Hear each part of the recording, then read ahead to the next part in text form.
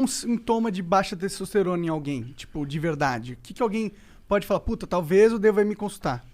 Olha só, é difícil falar baixa testosterona porque muitas vezes, Monark, o paciente ele tem uma testosterona que é baixa, mas para ele é normal. A gente chama isso de RCV, Reference Change Value, né? O que a gente estuda no consultório? A gente estuda o paciente. Então, a gente tem uma planilha onde a gente avalia exames a cada 2 ou 4 meses. Então, a gente tem uma linha do tempo do que é o exame desse paciente. Então, tem muito paciente que a testosterona normal dele é 450. Tem outros que a testosterona normal é 850. Tem aí, tudo aí no meio. Tá? Então, é difícil falar o que é o sintoma da baixa testosterona. Eu posso te falar o que é sintomas que você deve procurar o médico. Tá? Então, vamos começar um por um. Que se você tiver esses sintomas, alguma coisa você vai achar. Primeira coisa, percepção de que você está mais cansado para fazer as coisas que você normalmente fazia. Essa percepção de mais cansado, ela pode se manifestar de duas formas. Primeiro, uma sensibilidade maior ao esforço, ou seja, você faz um esforço menor e você se sente mais incapaz de lidar com ele. Segundo, uma incapacidade de continuar funcionando em um meio de esforço. Antes você sentia o cansaço e conseguia seguir adiante. Hoje você não consegue mais. Terceira coisa, você pode ter alterações do que é a sua percepção de fome e saciedade. São coisas diferentes. Fome, quero comer. Saciedade, consigo parar de comer quando eu quero. Capacidade anorexígena, capacidade de não comer. Normalmente, esses estados de cansaço, eles fazem com que o teu corpo interprete que existe uma necessidade de energia. Então, você começa a perder o controle da sua capacidade de se alimentar.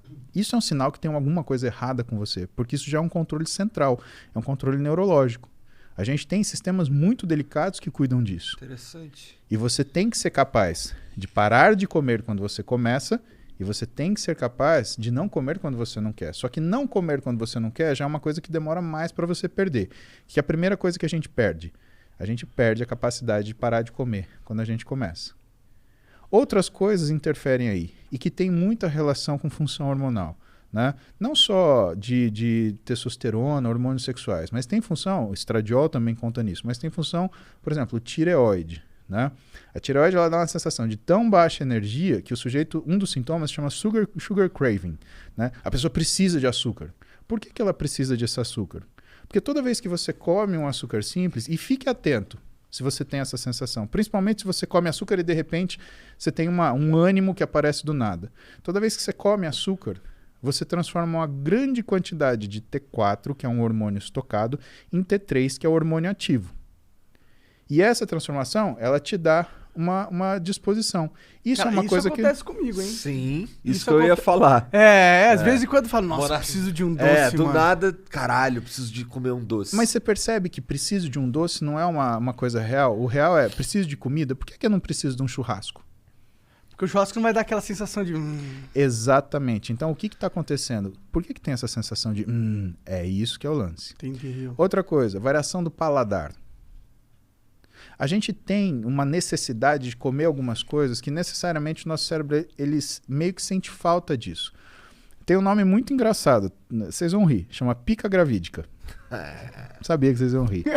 Pica gravídica. Não tem como não rir, né? Não Porra. tem. Os dois são bons, tá e é ligado? um nome que uma parte complementa a outra, né? Que faz sentido, né? Mas, por exemplo, é aquela história de mulher grávida ter vontade de comer tijolo, cabo de vassoura.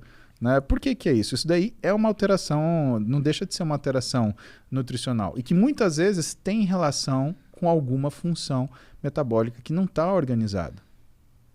Sensação de mal-estar depois que você come, aquela sensação que você fala, nossa, agora eu queria um caixão para morrer e ressuscitar. Né? Isso também é um mau sinal. E eu acho que eu preciso me consultar com você, cara. Cara, tudo você está falando aí, tirando o lance do açúcar, porque eu não sou muito chegado não, mas o lance de quando você falou que, porra, quando o teu corpo tá cansado, ele começa a achar que tá faltando energia que tu quer comer, pá. Porra, tu me definiu, cara. Não, mas é verdade. Aí você percebe que, assim, você nem tá com fome, mas você quer comer. E sabe qual é o grande problema? E, assim, tem uma série de outros sintomas. Se a gente for começar a falar, então a gente vai de cima para baixo. A gente nem começou a falar dos neurológicos. Ainda tem cognição, tem memória, sensação de recompensa. controle da ansiedade, da agressividade e Sensação da irritabilidade. de recompensa. Fala um pouquinho da sensação de recompensa. Sensação de recompensa, a gente está falando do que é a organização de alguns núcleos no nosso cérebro, tá? Então... Porque eu não sinto essas... Eu não tenho mais essa parada, tá ligado?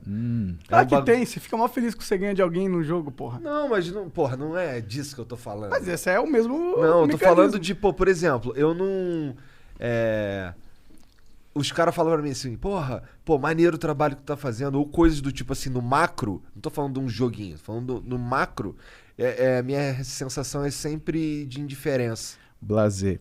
Então você está falando de dopamina e adrenalina, tá? Isso você vai entender, você nunca mais vai esquecer, tá? O nosso cérebro, ele tem linhas de nos proteger, tá? E essas linhas de proteção, elas alteram que a nossa tomada de decisão. Então existe um equilíbrio muito perfeito entre alguns locais.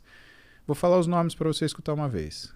Striatum dorsalis, núcleo accumbente, amígdala e núcleo ventromedial do córtex pré-frontal. Esses são 4 que a gente lida com mais frequência, tá? O striatum dorsalis é um núcleo de neurônios no nosso cérebro onde ele fica medindo constantemente os títulos de alguns neurotransmissores. Neurotransmissor, ele é simplesmente uma substância química que transfere uma informação de um elétron de um neurônio a outro. Perfeito, obrigado. E esses neurotransmissores, quando a gente olha isso, quais são os que a gente olha com mais frequência? Dopamina e noradrenalina. A dopamina é aquilo que desperta a tua iniciativa de fazer as coisas. Ela está concentrada aqui na sua região frontal da cabeça, que é o núcleo ventromedial do córtex pré-frontal, por exemplo. Por quê? Porque essa área, Igor, é o grande simulador do seu organismo. Então, se eu te chamar para, por exemplo, comer um ceviche, você simulou peixe cru, não quero. Paulo, obrigado, não gosto. O que não acontece, por exemplo, quando você está bêbado. Né? Quando você está bêbado, o que aparecer na sua frente, você come. Por quê? Porque você está desfrontalizado, você desligou o seu órgão simulador. Mas vamos continuar lá. Vamos pegar a propaganda do iFood. A gente estava aqui, 13h, 1h30, né? Por que nessa hora a gente jogou um sanduíche na tela? Porque o teu cérebro olhou aquilo e o teu núcleo ventromedial do córtex pré-frontal, ele simulou. Nossa, que bom seria se eu comesse um hambúrguer agora, porque está na hora do almoço. Seu nível de dopamina sobe. Você pega o seu telefone. iFood, hambúrguer. É a dopamina que te move pra tomar essas decisões, assim? Pediu o hambúrguer, beleza? Esse tá funcionando, Igor. Você teve... E aí, a gente vai chegar no lance da satisfação, tá? Só que quando esse hambúrguer chegou 40 minutos depois, algumas vezes, você já deve ter sentido assim, pô, mas eu tava com vontade de comer macarrão. O que é isso? A dopamina subiu, fez você tomar decisão, caiu e sobrou o quê? Sobrou para a noradrenalina, que é essa sensação de satisfação mais duradoura, fazer esse meio de campo. Só que quando chegou o hambúrguer, você queria macarrão. Muitas vezes a gente não sente essa satisfação porque existe uma incoerência entre o ato feito e o resultado dele. Guarda isso numa caixinha. Vamos voltar para o striatum dorsalis. Ele está medindo dopamina, noradrenalina. Pá, pá, pá, pá, pá, pá, pá, pá. Ele fala para o nosso núcleo accumbente o que está acontecendo. O título está assim. E o nosso núcleo accumbente, ele interpreta. Tô bem, tô mal. Exemplo. Tuas filhas vão ficar adolescentes. Aí, com 13 anos, elas vão pedir para você levar elas para Disney e o dólar tá R$4,50. Cara, você vai fazer das tripas coração, você vai pagar uma passagem caríssima, fila, lá. Quando chegar na Disney, é assim, ela tá aqui em São Paulo, eu quero ir, porque se eu não for, eu vou morrer, porque todos meus amigos foram, só eu não fui, você não gosta de mim, minha mãe não me ama, eu fui adotada. Cara, é toda... Coisa de adolescente. Exatamente. Chegou na Disney, pisou na porra do parque. Essa isso. Aí você quer falar assim, uma porrada. Acorda! Por quê? O núcleo accumbente, ele é sensível a variações hormonais, tá? Num adolescente, o que você mais tem é variação hormonal. Então ele faz essa leitura de percepção de recompensa ou não de uma forma muito inacurada. Por isso que é difícil você ver um adolescente que está 100% equilibrado o tempo inteiro.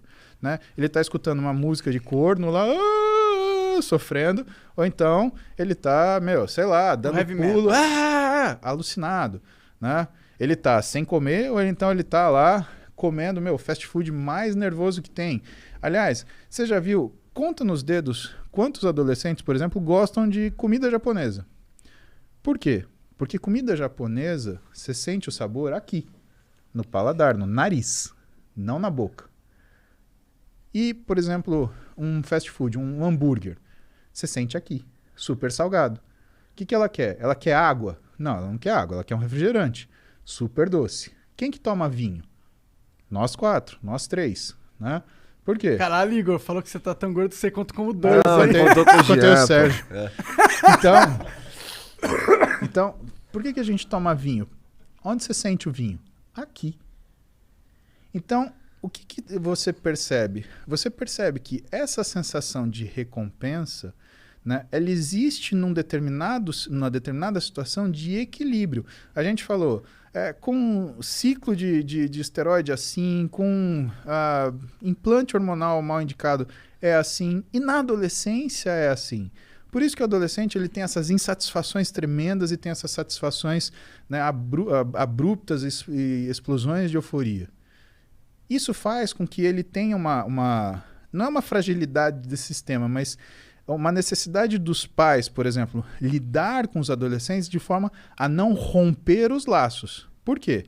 Se você é pai, se você é mãe, você está numa situação dessa, e se você está estressado, cara, você vai querer dar um pega no seu filho, dar um expor, você vai fazer isso, pelo amor de Deus, não rompa o laço.